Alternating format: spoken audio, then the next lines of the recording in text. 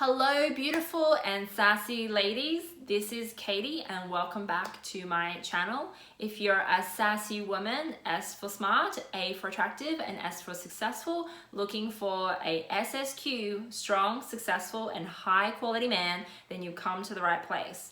This channel is for women who want to continuously better themselves and to become the best version of themselves so they can attract and keep a high quality mate for life. Also, if you would like the 3 secrets of a high value, irresistible woman that will make high quality men commit, then you'll want to check out my webinar in the link below to get much more information on that, where I will go deeper into my teachings of how to be a high value woman that attract and keep a high quality man. In this week's video, I want to talk about clinginess. That's right. If you have been wondering lately, am I too clingy? Am I too needy? Am I texting too much? Am I just scaring this guy away? Or maybe this guy is saying you're too needy, too clingy, or your friends and family are telling you this, then this video is for you. So first of all, clinginess, neediness, what is it? Okay, so when I was doing some research for this video, a lot of content came up to do with attachment theory. And I used to be very into that as well. I have the book called Attach somewhere in my bookshelf and read all about the different attachment styles. There are 3 or 4 main attachment styles. There is the anxious preoccupied attachment style. There's the secure attachment style.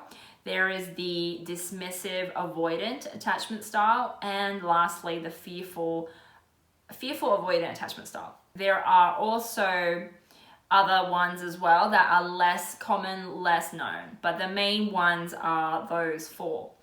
So I used to be very into that, and I remember doing the quiz in one of the books to find out which one I was, and I actually could identify myself with all 3. So in this book there was only 3 that it talked about, and I just saw a bit of myself in all of them.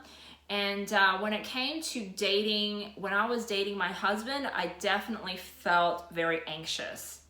And I remember telling him about that and him saying, yeah, you're definitely anxious, preoccupied attachment. Since then though, I think I have come to consider the attachment styles just another way for us to label and categorize people and the way different people experience anxiety in dating and relationships. So to put it simply, it is just a way to explain why some people tend to be more anxious than other people when it comes to dating and relationships.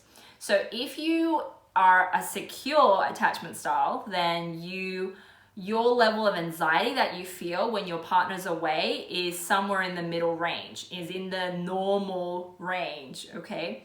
And if you experience a higher than normal amount of anxiety when you are away from your partner, that means you are a anxious, preoccupied attachment style.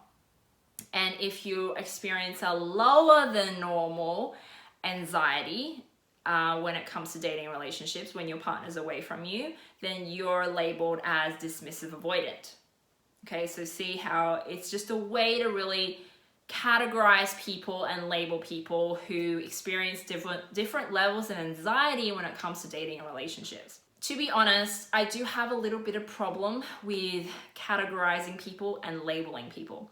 If it helps you, great. I think use attachment theory and understanding of attachment theory to better understand yourself. So if you didn't know before that you were an anxious, preoccupied attachment and you just was always like super clingy and everybody just looked at you like you're a weirdo, then I think understanding that, oh, I am this and there are a hell of a lot of other people in the world also with this condition or this categorization, it makes me feel better. Okay, so in that sense, I think if it helps, great. Okay, but beyond that, if you start using it as a crutch, as an excuse to say, okay, my behaviors are this because I am this label, that is when I draw the line on that. Okay, so don't use some kind of psychological theory to explain away some kind of bad behavior. Okay, we must take ownership of our own actions, take responsibility for what we're doing, and not blame it on, a label, for example. Now that's out of the way, I really do want to give you some tips on how to handle it when you are hypersensitive to distance, to feeling that distance when you're away from your partner. So people who are hypersensitive, we tend to get really, that's why it's called anxious preoccupy. We tend to just consume ourselves with thoughts about that person when we are not with them. And when I was dating my husband, I definitely experienced that for a certain period of time. And I was, because I was like in the habit of being very self-aware, I noticed this change in me. It was like when I was single and I didn't like anybody, or I wasn't emotionally attached to anybody, I didn't realize I had this issue, right? I just thought I was very secure. I was very secure with myself, very confident, very capable. And then now that I was attached to someone emotionally, now that I really liked someone and something was on the line, suddenly it triggered all of these anxieties in me. I was constantly being triggered. I was constantly like checking my phone and just feeling a higher level of anxiety. And I was also, like described in the books, really hypersensitive to any mood changes that my partner would go through. So I would just notice, an expression on his face, and I would just be like, what's wrong? What's wrong? Is something wrong? Like I would just pick up on these little things really quickly. Because of that, and because I've been through that, I have a bit of understanding about what anxious preoccupied is and how to deal with it, how to properly deal with it and cope with it. So step number 1 is to understand it. Understand yourself and your patterns. Okay, so the first thing you want to ask yourself is, what is triggering me to have this level of anxiety in my dating and relationships? Okay, what is triggering me? So for some people, that trigger could just simply be you meet someone who you're excited about, who you like, and suddenly you find yourself texting them all day, all night, wanting to talk to them all the time. You want to be like this, close all the time. Maybe that is your trigger. Simply finding someone you have a connection with, who you like the look of, who looks like they're really put together, and then now you're like clingy as hell, right? That could be your trigger. Know that is your trigger. And this is what is creating a lot of anxiety when they're not responding to you straight away. Basically, you're the one creating all of this anxiety because you're so like enthusiastic. You just like, your energy is all over them. Know that's your trigger, and then know what you do. Okay, know when you're anxious or you're excited. Maybe that's the beginning of worse anxiety in the future, that excitement, right? Because you're too enthusiastic, you're too all over the other person. It starts to put them off and makes that other person withdraw and pull away, and that's what triggers even more anxiety for you. Okay, know if that is your pattern. Or you could simply be, if your guy doesn't respond in the normal way. So if he always talks to you at 7 p.m., but one day he doesn't message you or call you, and that is what's triggering you, know that. Know it's usually if a routine is out of whack and you notice something is off, he is off his routine, and that is what's triggering you, note that down. Okay, know what your trigger is. And also, notice when you're feeling anxious, what are the thoughts you are having? Now, this video title is titled, Am I Too Clingy?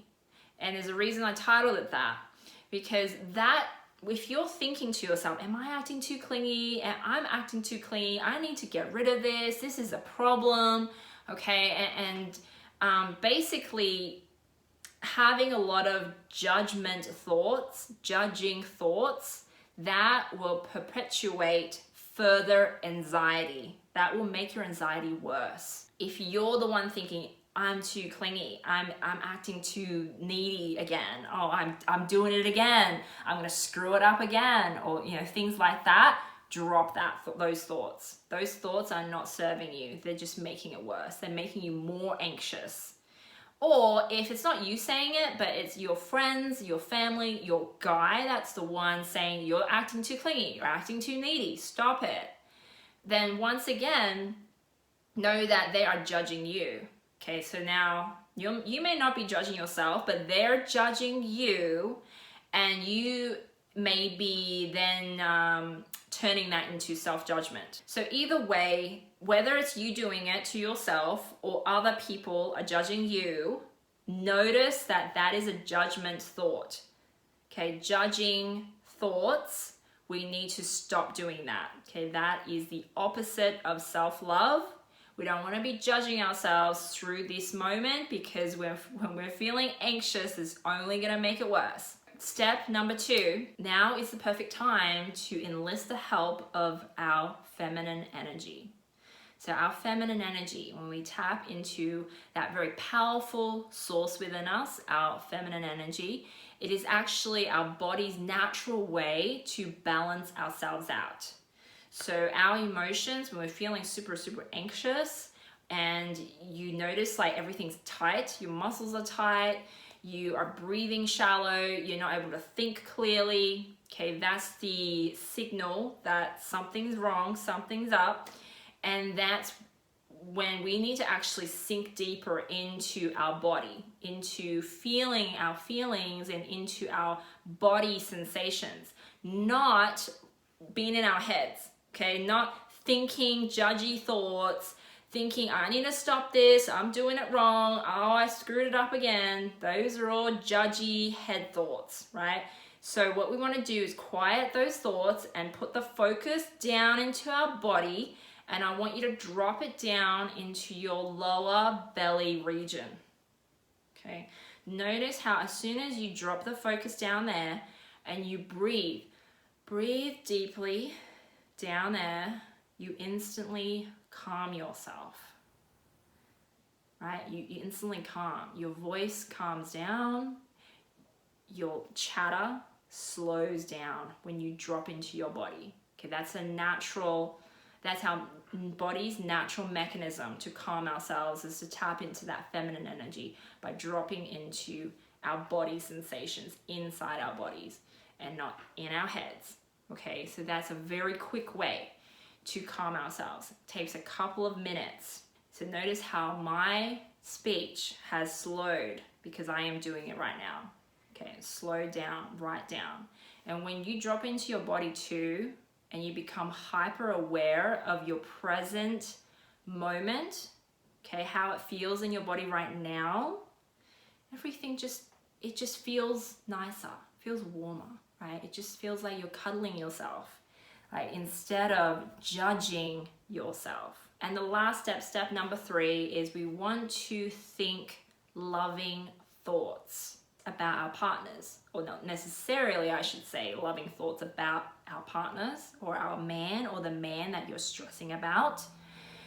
I don't want you doing that unless the man you are with or thinking about is someone who has a consistent track record of being there for you, of loving you through stuff, of being committed to you. If he doesn't have a consistent track record, and deep down he is not reliable, don't think loving thoughts about him.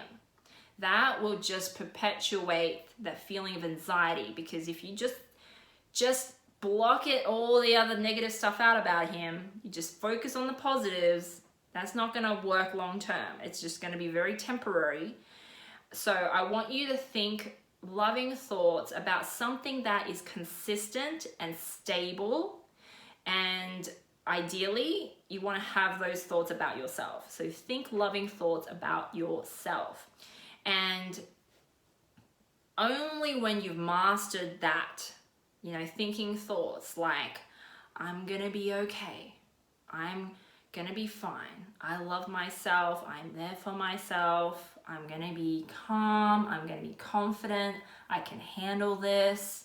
You know, talk to yourself as if you're your best friend and your best friend is freaking out. What would you say to that person, to your best friend? You probably tell them to calm down, right? You'll be fine. You're gonna be okay. You're not gonna die, the house is gonna burn down, you know, like calm thoughts, calm words to calm yourself down. So those are the things you wanna be thinking, loving thoughts about yourself. Only when you've mastered that and you're in a consistent habit of doing that with yourself, whenever your anxiety is triggered, whenever you're triggered, then you can advance to, say, a man who has a proven track record of being there for you, as in for at least 6 months plus of consistency being there for you, who you know you can rely on, who you know has your back. That's when you can advance to thinking loving thoughts about him, thinking things like, no, this is just my anxiety. He loves me. He's there for me. He's always shown he's been there for me. I have nothing to worry about. Okay, that's how you calm yourself down. So what you do is you don't just spin out of control with your anxious thoughts, thinking things like, oh no, he's gonna leave me. He's cheating on me right now. He hasn't answered for the last 5 minutes, so something must have gone wrong. He's thinking about other women. He's doing something. Even though this guy you're seeing has never shown you, he's ever done anything wrong. He's never shown you he was ever gonna cheat, or he was always very consistent, right? So by calming yourself down in your body first, we can clear our minds of all those anxious thoughts. So then we can replace those anxious thoughts with positive and loving thoughts. Thoughts that is based on reality, right? It has to be based on reality, or else you're not gonna believe it, at least not for long. And that's how we calm ourselves from any kind of anxious, clingy, needy triggers. The solution, and you wanna practice doing this. Don't just do it once. How do we get better at a skill? By practicing it over and over and over and over again. Do it 10 times, 100 times until it is automatic, until you just do it. And then at some point you'll catch yourself before you even go into the spin. You'll just know, oh, I feel like a little bit of anxiousness. I can stop that right now because I already know the pattern. Okay, you can jump straight to the end, which is breathing and thinking loving thoughts. And that moment will pass in about a couple of minutes and you can go back to doing whatever you were doing. Okay, doing something positive and productive in your day instead of obsessing about this guy, cyber stalking him, thinking about ways of how you're gonna, control him and manipulate and play games and get him. You get my point. Okay, so that's my tip for this week. If you liked this video, please like me, leave me a comment, some comment below, some feedback. You know, I love hearing from you. I love hearing your support. And if you enjoy this video, please subscribe to my channel and I'll be back with further videos as awesome and amazing as this one next week. That's all from me. Bye.